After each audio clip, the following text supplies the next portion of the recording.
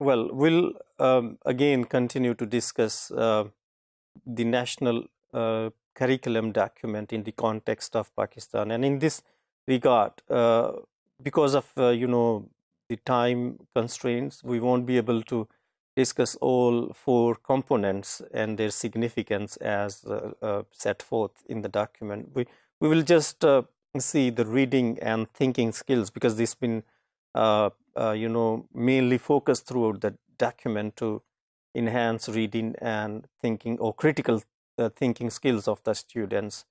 Right. So in this regard, we've got prescribed this module will be a sort of a model for you, and you could apply this model to look at speaking and listening and writing skills as well. So we will just see the example at intermediate level, I mean from grades 11 to 12. So at intermediate level, we've got, as most of you know, that we've got prescribed textbooks, and these textbooks aim to enhance language learning through the selection or through reading of short stories, poetry, dramas, and fiction, right? So we've got a paper B as well, which is composition and writing. So why reading and thinking skills are emphasized? The question is why these two skills are mainly emphasized throughout the document.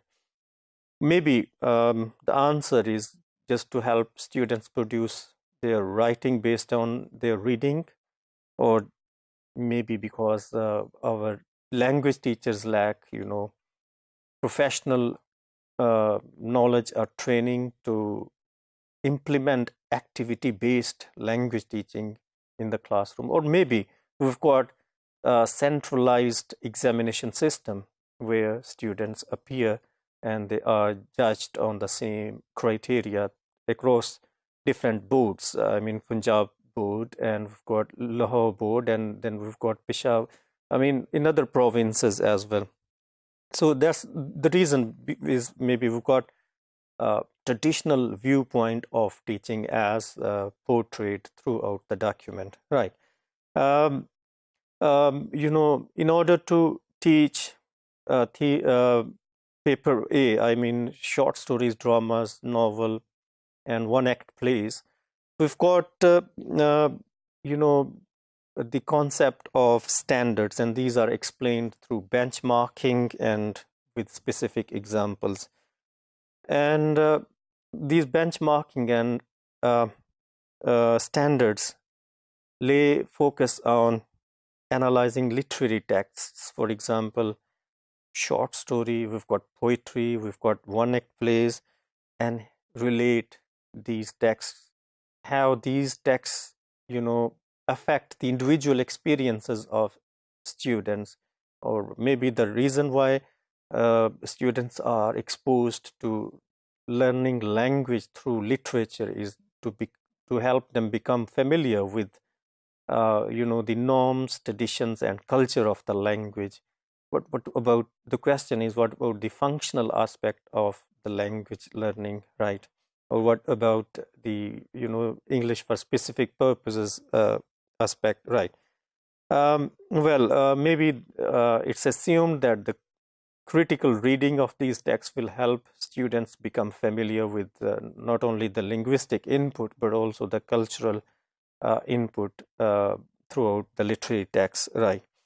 So as a result of this emphasis, what I guess is that maybe the students are, probably they need to be aware of the globalization and multiculturalism, and this can only be done through prescribed textbooks and based on literary texts. And maybe another reason is, as I said before, like the teachers might lack some pedagogical skills to implement activity-based language teaching in the classroom, right?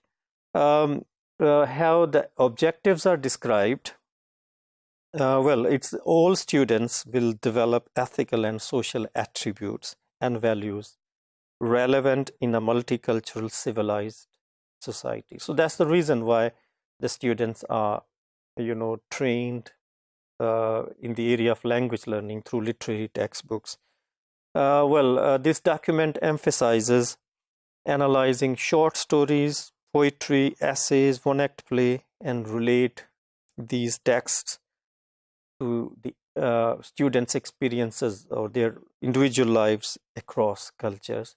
So this is how the reading goals in as depicted in the national curriculum for English language learning in the Pakistani context lays emphasis on developing reading and critical thinking skills. And so far we have seen some of the positive and some of the limitations of this reading aspect.